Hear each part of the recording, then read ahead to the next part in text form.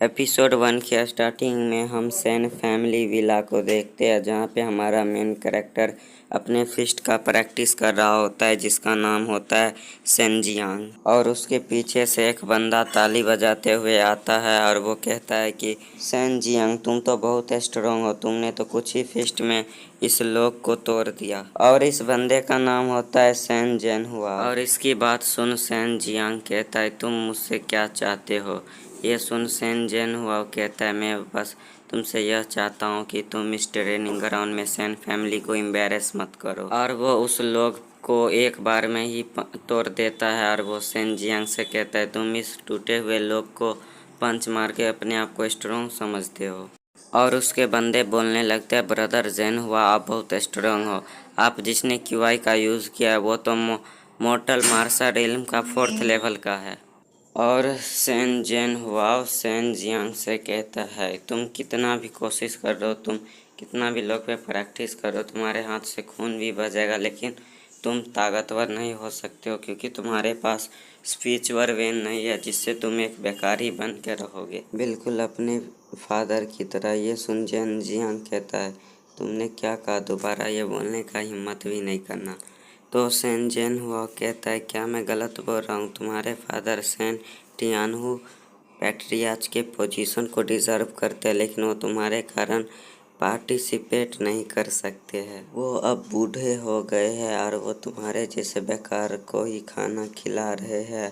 वो बहुत काइंड है। और ये सुन सेन जियांग बहुत गुस्से में आ जाता है और वो कहता है, क्या तुम्हें मुझसे फाइट करने का मन है? और वो उस पर पंच बना के मार देता है, लेकिन उससे वो डोज कर लेता है, लेकिन उसके फेस पे थोड़ा स्क्रैच लग जाता है, जिससे वहाँ से ब्लड आने लगता है और वो गुस्से में पीछे हट जाता है।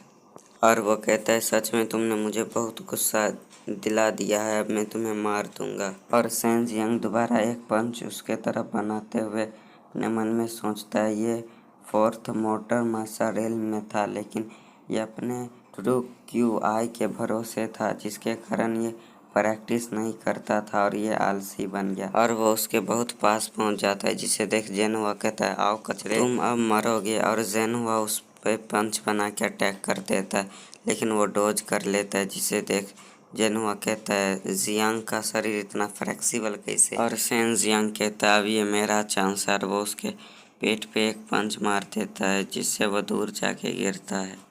और जेन हुआ के बंदे कहने लगते हैं, इस कचरे ने कैसे हमारे मास्टर को डिफीट कर दिया, वो भी अपने शरीर के पावर के बदौलत।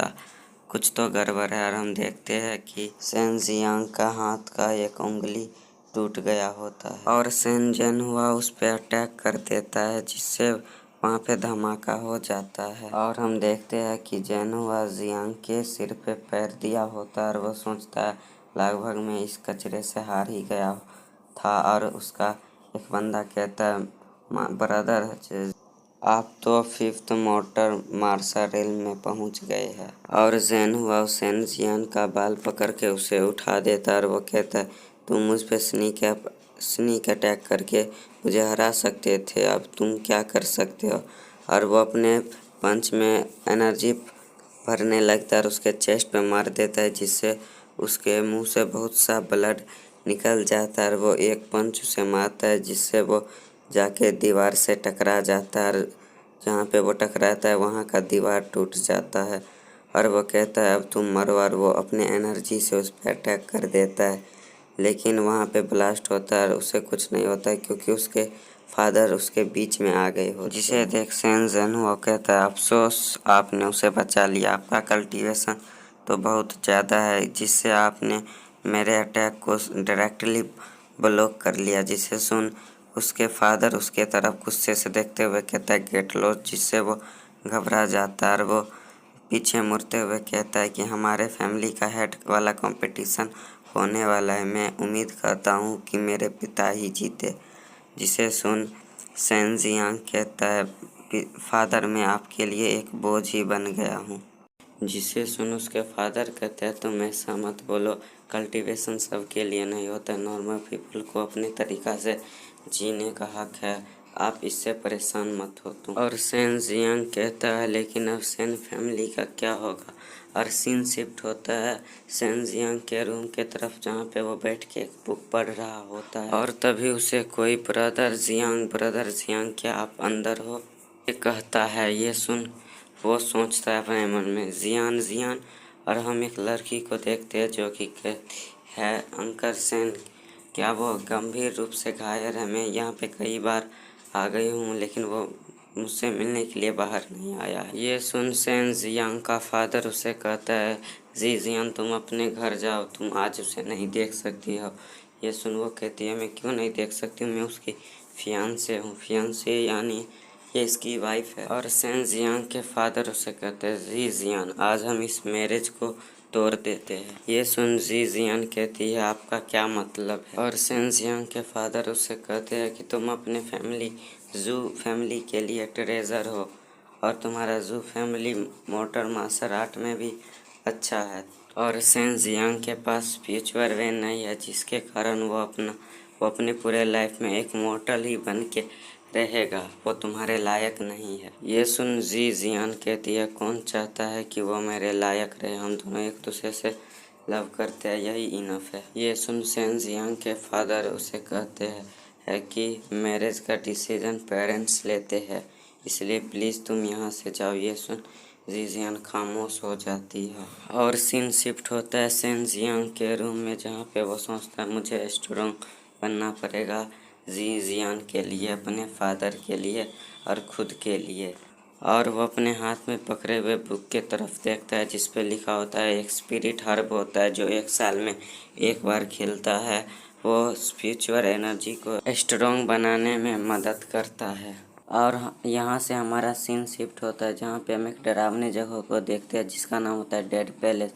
वहाँ पे बहुत से कंकाल बिछे होते हैं और हम सेन जियांग को देखते हैं जो कि पहाड़ के ऊपर चढ़ रहा होता है और वो यहाँ पे वही स्पिरिट हर्ब ढूंढने आया है। और वो कहता है फाइनली मैं तुम्हारे पास आ ही गया। और हम देखते हैं कि वो थोड़ा ही नीचे होता है उस स्पिरिट हर्ब से और हम उसी हेल स्पिरिट हर्ब को देखते हैं जिसे सेन जियांग देख वो अपने मन में सोचता है अगर मैं इस बार मिस कर दूंगा इसे तो मुझे पता नहीं दोबारा कितने ज़्यादा समय लग जाए। और वो उस हर्ब की तरफ हाथ बढ़ाते हुए सोचता है अगर मैं इसे एलिक्सर में बदल दूँ तो हालांकि मेरे पास फ्यूचर वेन तो नहीं है लेकिन मैं इसे यूज़ करूँ तो मैं डायरेक्टली 5th लेवल पे पहुँच जाऊँगा। और वो उस माउंटेन से उस हर्ब को निकाल लेता है और वो सोचता है कि अब मुझे अपने डेस्टिनी में जाना चाहिए। और तभी उसे कुछ अजीब लगता है और वो ऊपर देखता है तो ऊपर पहाड़ के टुकड़े गिर रहे होते हैं और ये देखो सोचता है क्या मेरा किस्मत खराब है। और वो सब पहाड़ के टुकड़े उसके ऊपर गिरने लगते हैं जिससे उसका हाथ छूट जाता है और वो नीचे गिरने लगता है और वो सोचता है क्या मेरा एंड इसी तरह से होगा। और वो एक छोटे से स्टोन को पकड़ लेता है लेकिन वो स्टोन भी गिर जाता है और वो नीचे गिरते हुए सोचता है काश मुझे एक टाइम और मिल जाए, अगर इस बार मुझे चांस मिला तो मैं वीक नहीं रहूँगा। और यहाँ से सीन शिफ्ट हो जाता है, हमें एक केव का सीन दिखाया जाता है जहाँ पे सेन जियान का आँख खुल रहा होता है। वो खोलते हुए अपना आँख कहता है क्या मैं मर गया हूँ। और वो देखता है उसके सामने 2 लड़कियाँ होती है जिसमें से वाइट हेयर वाली लड़की कहती है छोटे बच्चे अगर तुम नहीं उठोगे तो मैं तुम्हें यहाँ मरने के लिए छोड़ दूँगी। और सीन शिफ्ट होता है जहाँ पे वो लोग बैठ गए होते हैं और सेन जियांग कहता है मैं सेन जियांग हूँ, मैं माउंटेन पे कुछ जड़ी बूटियाँ ढूंढने का कोशिश कर रहा था लेकिन माउंटेन के हिलने के कारण मैं नीचे गिर गया, मेरा कोई इंटेंशन नहीं था आप दोनों सीनियर को ऑफेंड करने का। और वाइट हेयर वाली लड़की कहती है कि मुझे लगा था कि कोई हमें बचाने वाला है और रिज़ल्ट देखो हमें बचाने वाला एक बच्चा है, वो भी बिना स्पिरिचुअल वेन का। चलो आखिरकार कोई तो रहेगा जो हम दोनों के मरने के बाद हमारे कब्र को खोदेगा। जिसे सुन सेन जियांग कहता है सीनियर आप ऐसा क्यों कहती हो। जिसे सुन वो वाइट हेयर वाली कहती है तुम मुझे सिस्टर बोलो ना कि सीनियर। और वाइट हेयर वाली लड़की कहती है कि ये इमोर्टल डेविल क्लिफ डेथ की वाई से घिरा हुआ है, इससे बाहर निकलने के लिए हमें स्ट्रॉन्ग फिजिकल बॉडी और स्ट्रॉन्ग क्यूआई वाले पर्सन का हेल्प लेना होगा। और हम दोनों इस केव के अंदर इंजर्ड हो चुके हैं और इस केव के चारों ओर वाइल्ड एनिमल है। अब तुम हमारे ट्रबल को समझ गए होगे। और वो ब्लैक हेयर वाली लड़की उठती है, लेकिन वो हम देखते हैं उसका हाथ इंजर्ड हुआ रहता है, जिसे देख सेंजियांग कहता है कि सीनियर, मेरे पास कुछ मेरे फैमिली का स्पिरिट हर्ब है, क्या मैं इसे लगा दूँ? ये सुन वो कहती है इसकी ज़रूरत नहीं है, ये कोई नॉर्मल स्पिरिट हर्ब से ठीक नहीं हो पाएगा, तुम झूठ मूठ का ट्राई करोगे। वैसे भी हम यहाँ दफनाए ही जाएंगे, इसलिए तुम हमारी हेल्प मत करो। और सेंजियांग उसका हाथ पकड़ते हुए कहता है कि आप बिना ये लगाए हुए कैसे कह सकती है कि ये आपको रिकवर नहीं कर पाएगा। मुझे अभी अपने इम्पोर्टेंट मैटर को हैंडल करना है और मेरे पास जीने के लिए एक रीज़न, और मुझे अपने सभी चीज़ों को बेड पे लगाना पड़े फिर भी मैं लगाऊंगा, लेकिन मैं आपसे ये कहता हूँ कि आप ये ट्राई कीजिए। ये सुन वाइट हेयर वाली लड़की सेंसियन की तरफ देखने लगती है और वो कहती है कि छोटे लड़के, अब शायद तुम्हें ट्राई करना चाहिए।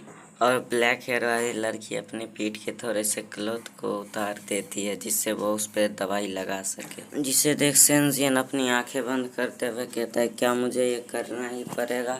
ये सुन वो वाइट हेयर वाली लड़की कहती है कि हम इंजर्ड है, इसलिए खुद के घाव पर दवाई नहीं लगा सकते, इसलिए तुम्हें बोल रहे हैं। और सेंजियांग ब्लैक हेयर वाली लड़की की तरफ देखते हुए कहता है, सॉरी सीनियर, और उसके तरफ वो हाथ बढ़ाने लगता है, जिसे देखो थोड़ा मुस्कुरा देती है और वो अपने किसी स्किल का यूज़ करने लगती है और वो कहती है कि मेरे इस मिस्टिक स्किल से किसी भी मैन का असली नेचर मेरे सामने आ जाएगा। और वह कहती है, सेंजियान अब तुम लगाओ।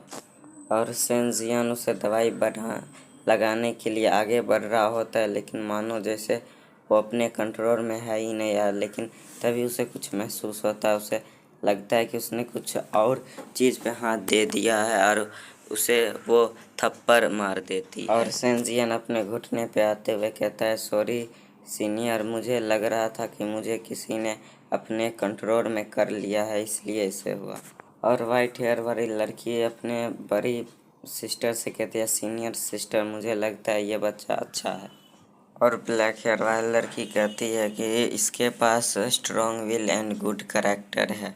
ये सुन वाइट हेयर वाली लड़की सेंजियन से कहती है, तुम इधर आओ और कांग्रेस, तुमने हमारे टेस्ट को पास कर लिया। ये सुन वो कहता है, टेस्ट?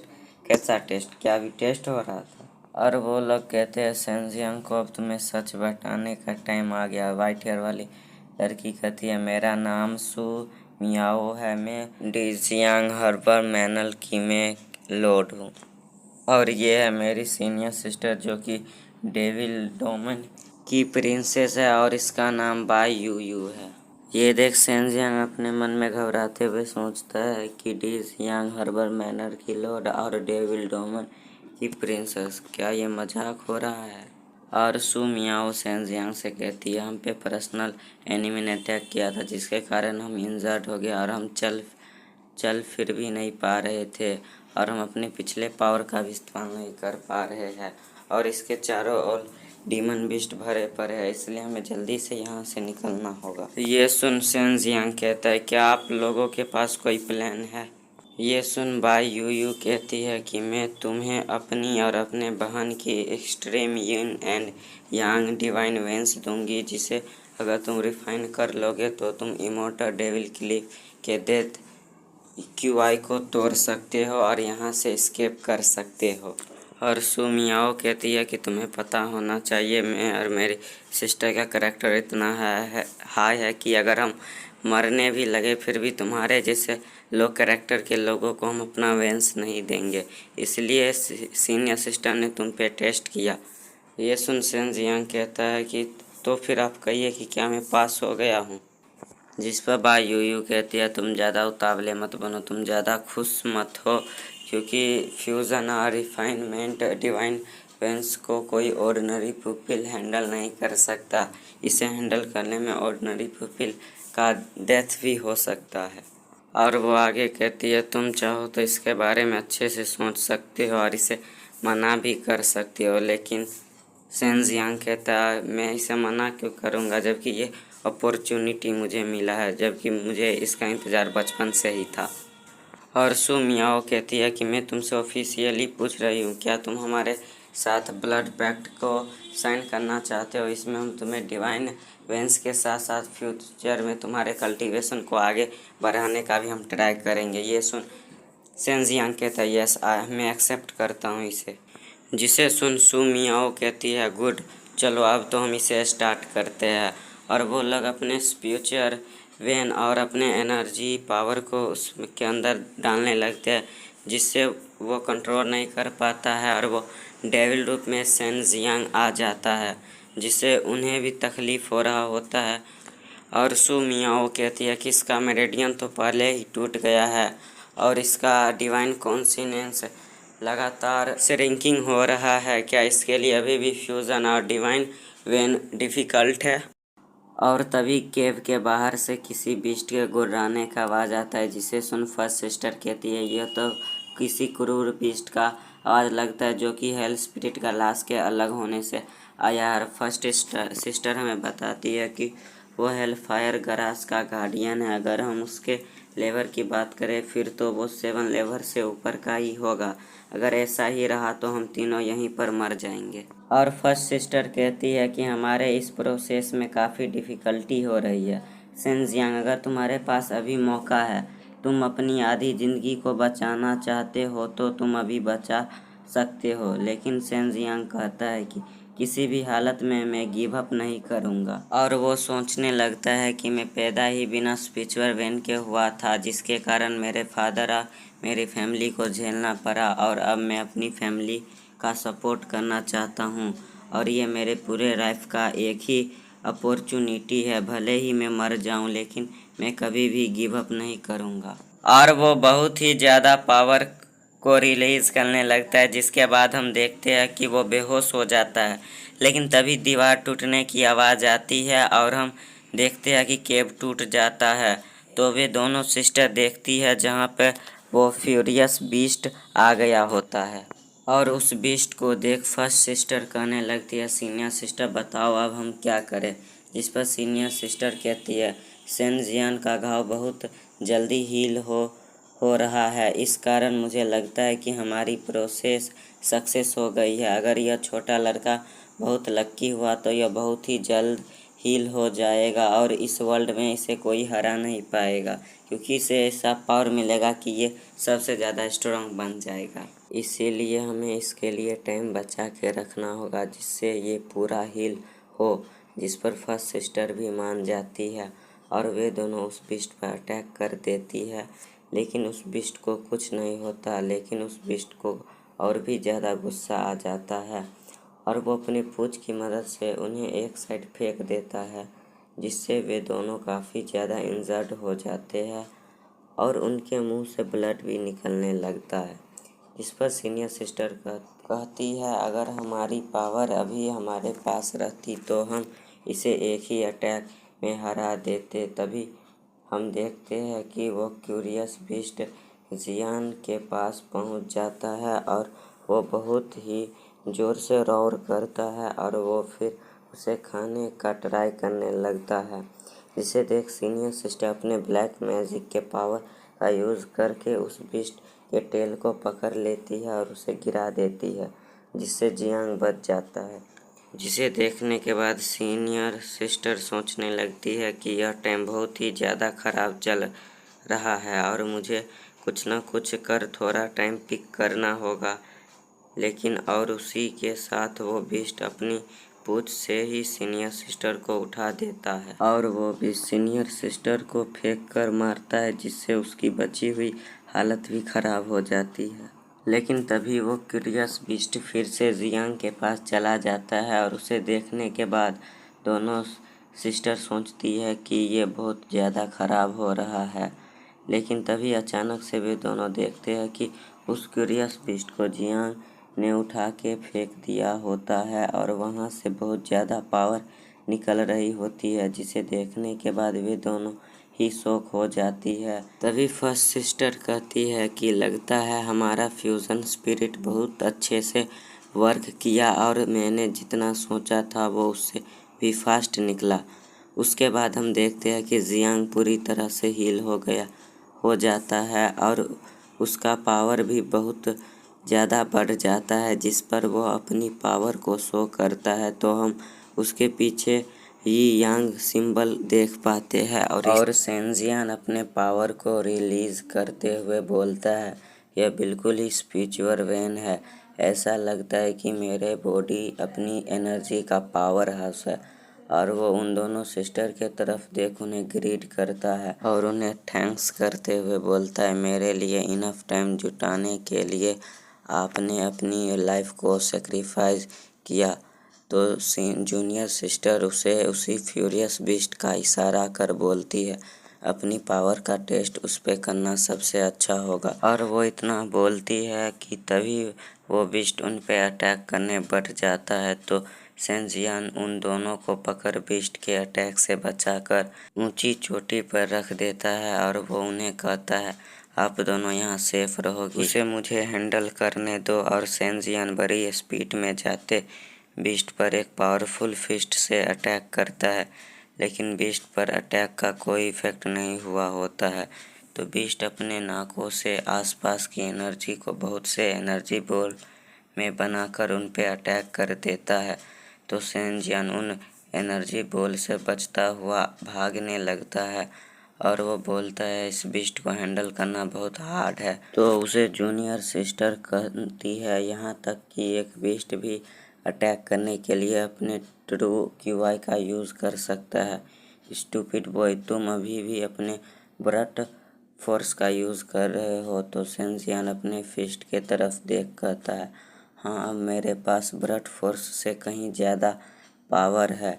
और वो माउंटेन से गिरते बोलता है, मैं फील कर सकता हूँ कि मेरे मेरेडियंस से एक ऑरा रिपीटली फ्लो हो रहा है और लगभग बाहर हो गई है। और सेंजियन बीस्ट के तरफ मुड़ अपने ट्रू क्यूआई के पावर को अपने फिस्ट में स्टोर कर बीस्ट पर अटैक करने बढ़ जाता है। तो ये देख बीस्ट उस पे बीम से अटैक करता है। तो सेंजियन उसे डोज कर बीस्ट पर अटैक करता है, जिससे बीस्ट ऊपर स्टोन से टकरा जाता है और सेंजियन नीचे आ जाता है। लेकिन तभी बीस्ट के टकराने से ऊपर के स्टोन टूट कर गिरने लगते हैं। तो ये देख जूनियर सिस्टर बोलती है, लिटिल ब्राट, तुम बहुत केयरलेस हो, यहाँ आओ, यह जगह डिस्ट्रॉय होने वाला है, हमें जल्दी यहाँ से निकालना होगा। तो सेंजियन उनके पास तेजी से जाने लगता है और वो उनके पास पहुंचता है कि तभी जूनियर सिस्टर उसे एक स्टोरेज रिंग देते बोलती है कि तुम जल्दी से इस पे अपने एक ब्लड ड्रॉप डालो, तो फिर ये रिंग तुम्हें अपना मास्टर मान लेगा। तो फिर तुम हम दोनों को इसमें डाल देना। तो सेंजियन अपने अंगूठे को काट उस पे ब्लड डाल देता है और वे ऊपर देख बोलते हैं कि चलो जल्दी, बहुत लेट हो चुका है। और यहाँ हमें कुछ नहीं बताया जाता है कि ये लोग कैसे बचे। और सीन सेंजियन के हाउस पर शिफ्ट होता है, जहाँ जूनियर सिस्टर शावर लेने जा रही होती है, जिसे देख सेंजियन अपनी आंखें बंद कर बोलता है, क्या मैं जाकर डोर की गार्डिंग करूँ। तो सू मियाओ बोलती है, नहीं, बस यहीं रहो। और बा यूयू उसे चारों ओर अपनी आंखें बंद कर घूमने को बोलती है। तो सेंजियन अपना चेहरा घुमाकर जाने लगता है। तो सू मियाओ उसे कहती है कि मेरे पास अभी भी तुम्हारे लिए कुछ है। तो ये सुन सेंजियन कहता है कि वह क्या है। तो सू मियाओ उसे अपनी तरफ आने का इशारा करती है। तो सेंजियन इसी तरह अपनी आंखें बंद कर उसके पास जाता है। तो सू मियाओ उसे अपनी हेड को नीचे करने को बोलती है और वह उसके हेड को टच करती है, जिससे सेंजियन के चारों तरफ एक फाउंडेशन क्रिएट हो जाता है। और सू मियाओ बोलती है, यह वो कल्टीवेशन मेथड है जिसकी मैंने प्रैक्टिस की। यह 4 सिम्बॉल्स डिवाइन आर्ट है जो मेरी स्पिरिचुअल कॉन्शियसनेस से तुम तक पहुंचाई जाएगी, और इस कल्टीवेशन मेथड की मेरी समझ भी तुम तक पहुंचाई जाएगी। आगे वो बोलती है, इस कल्टीवेशन मेथड के अकॉर्डिंग इसे फील करने के लिए अपने बॉडी में ट्रू क्यूआई रन करना होगा। तो सेंजियन मेडिटेशन स्टेट में बैठ कहता है, में कोशिश करता हूँ और सेंजियन उसे फील करते बोलता है, सिस्टर मियाओ, मुझे अपने बॉडी में वाइल्डली फायर के फ्लो होने का एहसास हो रहा है। तो स्यू मियाओ उसे बताती है कि यह ट्रू क्यूआई की फायर है। तुमने बहुत जल्दी शुरुआत कर दी है, लेकिन तुमको प्रैक्टिस कंटिन्यू रखने और इस पावर को कंट्रोल करने का ट्राई करने की ज़रूरत है। तो बाई यूयू बोलती है, तुम जूनियर सिस्टर पर शक मत करना, क्योंकि जूनियर सिस्टर एक एल्केमिस्ट हुआ करती थी।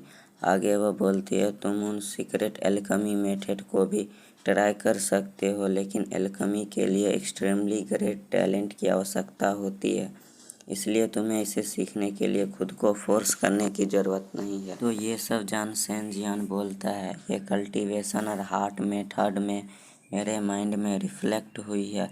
ये दोनों सिस्टर डिवाइन सेंस से इतनी सारी इन्फॉर्मेशन ट्रांसमिट करने में सक्षम होने के लिए क्या ये दोनों मॉर्टल मार्शल रिल्म के 8 लेवल पर है?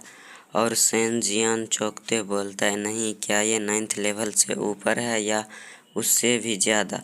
तो सू मियाओ उसे कन्फ्यूज़न में देख बोलती है, लिटिल ब्रदर, तुम्हें पता होना चाहिए कि मॉर्टल मार्शल रिल्म के ऊपर true martial realm, nirvana martial realm और इसी तरह के अदर रिल्म है।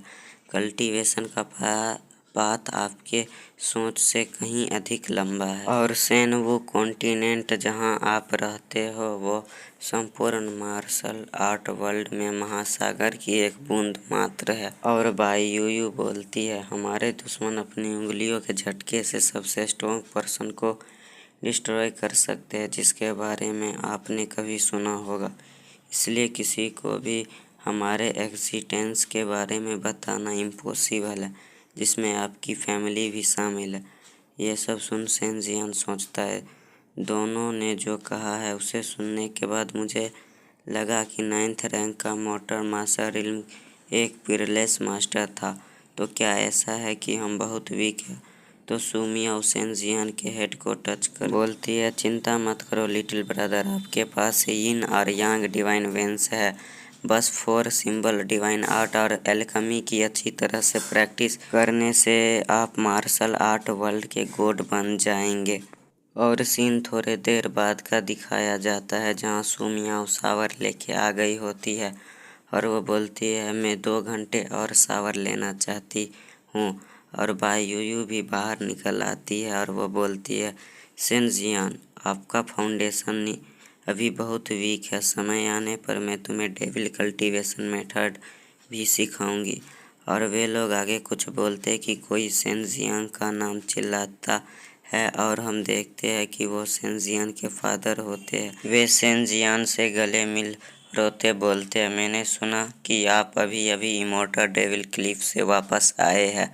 क्या डेट क्यूआई वहाँ एकत्र हुई थी, जिसके कारण कोई एडवर्स इफेक्ट आपके बॉडी पर पड़ रहा था? तो सेंजियन उन्हें बोलता है, फादर, मैं ठीक हूँ। और सुमिया उसे बोलती है, हमारी चिंता मत करो, हम पहले से ही तुम्हारे स्टोरेज रिंग में छिपे हुए हैं। और सेंजियन के फादर सेंजियन के हाथ को पकड़ देखने लगते हैं कि कहीं उसे चोट तो नहीं लगी। तभी वो हैरान हो जाते हैं और वो खुश होते हुए बोलते हैं, सेंजियन, आपके पास अब एक स्पिरिचुअल वेन है। तो सेंजियन उन्हें कहता है, यह हेल स्पिरिट ग्रास के कारण हुआ है, इसमें रिस्क था, लेकिन मेरा रिस्क नाकाम ना रहा। तो उसके फादर बोलते हैं, वेरी गुड मेरे सन। तो सेंजियन बोलता है, फादर, पैट्रियार्च के पोजीशन के लिए आप कॉम्पिटिट करें, मुझे बिलीव है कि आप सक्सेस होंगे। तो उसके फादर भी उससे हैंड शेक कर बोलते हैं, ऐसा लगता है कि यह सब गॉड की इच्छा है, यह बहुत अच्छा है। और सीन यहाँ से 1 वीक बाद पर शिफ्ट होता है, जहाँ सेंजियन स्पिरिट डैन पवेलियन में जा रहा होता है और वो अंदर जा बोलता है कि 1 सप्ताह के प्रैक्टिस के बाद ऐसा लगता है कि मैं ट्रू क्यूआई की फायर को काफ़ी आसानी से कंट्रोल कर सकता हूँ। लेकिन जैसा कि सिस्टर मियाओ ने कहा, अगर मैं अपने पावर को जल्दी से इम्प्रूव करना चाहता हूँ तो मुझे रिफाइनिंग एलिक्सर पर निर्भर रहना होगा। और वो एलिक्सर के पास उसके प्राइस को देखने लगता है, जो कि 5000 लार्ज स्पिरिट स्टोन होता है, जिसे देख हुए रोते हुए कहता है, मैं इसे अफोर्ड नहीं कर पाऊंगा। तो सिस्टर मियाओ उसके स्टोरेज रिंग से बोलती है, बुद्धू कहीं कि अगर तुम इसे अफोर्ड नहीं कर सकते तो इसे खुद उगा क्यों नहीं लेते। तो सेंजियन कहता है, सिस्टर मियाओ क्या आप मेरे साथ मजाक कर रही है? हर्ब्स को ग्रो करने में कम से कम 3 साल का समय लगता है। तो सिस्टर मियाओ कहती है, यह नॉर्मल पीपल के लिए होगा, इसके लिए मेरे पास अपने तरीके हैं। तो सेंजियन सेलर बंदे के पास जा कहता है, क्या आपके पास अज्यूर स्पिरिट ग्रास और ब्लड एलिमेंट फ्लावर के सीड्स है? मुझे प्रत्येक में से 5 दे दो। तो सेलर बोलता है, मैं आपके लिए इसे लेने जाऊंगा, इसलिए प्लीज आप थोड़ी देर वेट करें। तभी सेंजियन के पीछे से कोई बोलता है, देखो वो तो सेन फैमिली का सबसे बड़ा कचरा है, क्या वो अपनी इंजरी के लिए हर्ब्स ढूंढ रहा है?